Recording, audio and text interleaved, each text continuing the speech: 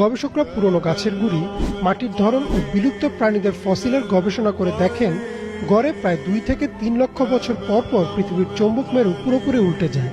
আর যখন যখন এটি উল্টে গেছে, পৃথিবীর প্রাণীকুলের উপর নেমে এসেছে কিয়ামত। অর্থাৎ প্রাণীজগতে বিরাট এক অংশ বিলুপ্ত হয়ে গেছে, যাকে বলা হয় ম্যাস এক্সটিনশন।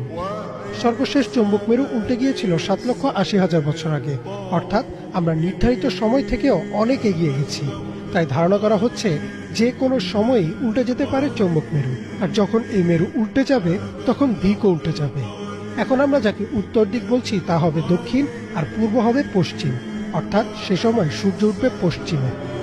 হঠাৎ একদিন সকালবেলা সূর্য পশ্চিম দিক থেকে উঠে যাবে এবং একটা লোকমা মুখে তোলার জন্য মানুষ মুখে নিবে, মুখে তুলতে পারবে না, তার আগে কিয়ামত হয়ে যাবে। পানি খাওয়ার গ্লাস উঠাবে, পানি পান করার আগে